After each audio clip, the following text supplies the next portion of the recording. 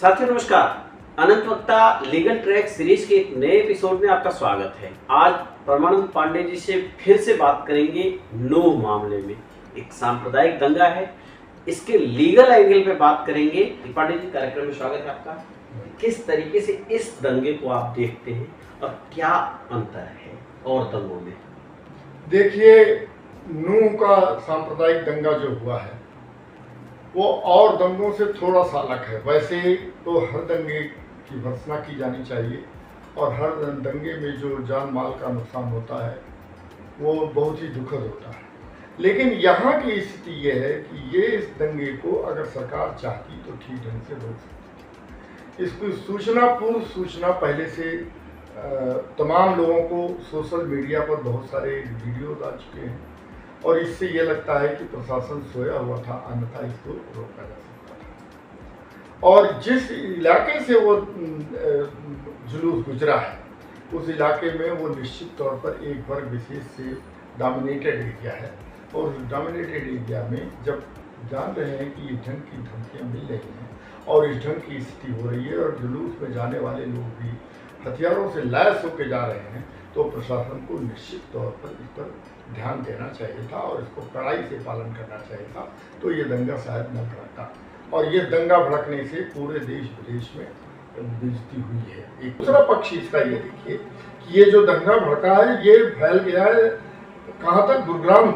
गुड़गांव तक ये फैला है और गुड़गांव में तमाम विदेशी कंपनियों के दफ्तर हैं, जिसका असर जो है विदेश की तमाम कंपनियों पर पड़ा है और वो इस चीज़ को सोच रहे हैं कि देश में निवेश करना, नियोजन करना, पैसे लगाना कहाँ तक ठीक है, क्योंकि किसी भी समय सरकार विफल हो जाती है और दंगों पर काबू नहीं।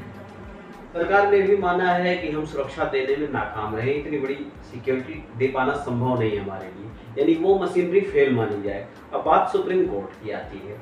मणिपुर के मामले को स्वतः संज्ञान में लिया सुप्रीम कोर्ट ने। इस तरीके के मामलों में सुप्रीम कोर्ट क्या पावर रखता है? सुप्रीम कोर्ट को क्या करना चाहिए जिससे जनहित में? आपने एक बहुत अच्छा सवाल उठाया है कि मणिपुर के मामले को लेकर के सुप्रीम कोर्ट ने स्वतः चिंता जाहिर की और संज्ञान लिया।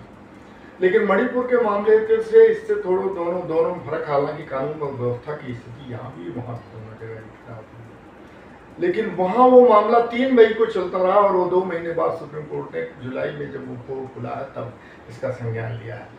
और एक चीज़ और भी है कि उस चीज़ को लेकर के पूरे देश विदेश में उसको लेकर के चर्चा हुई, जिसमें कि सैकड़ों जाने 156 या 57 लोगों की जान चली गई। यहाँ पर उसने व्यापक स्तर पर नहीं हुआ, लेकिन चूंकि गुड़गांव का मामला रहा है और ये नूह से उससे जुड़ा हुआ मामला रहा है, जहाँ फरीदाबाद औद्योगिक इकाइयाँ हैं, जिसको लेकर के मनेसर जो है वो हमारी औद्योगिक इकाई का क्षेत्र है, जिसके कारण देश विदेश में हमारी खराब स्थिति बनी है।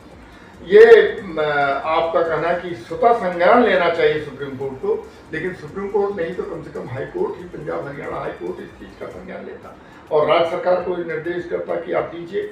और अगर ये राज्य सरकार का ये कहना है कि चूंकि इतने व्यापक स्तर पर हुआ, इतना रोक नहीं कर पाए, तो ये बात गले के नीचे नहीं उतरती है, क्योंकि जब बहुत बड़े बड़े लाखों की भीड़ इकट्ठा होती है और उसको पुलिस और एडमिनिस्ट्रेशन जो है पूरी तरह से रोक लेता है, तो इसको रोकने में कोई बहुत कठिनाई की बात नहीं है, क्योंकि ज़्यादा से ज़्यादा 10-20 हज़ार की भीड़ होती थी, उससे अधिक की भीड़ नहीं देखी। पांडे जी, आज के लिए बस इतना ही। बहुत ऐसे ही किसी दूसरी वीडियो में जल्दी ही भेंट करते हैं। बहुत ध्यान से रहिए, बने रहिए। धन्यवाद, नमस्कार।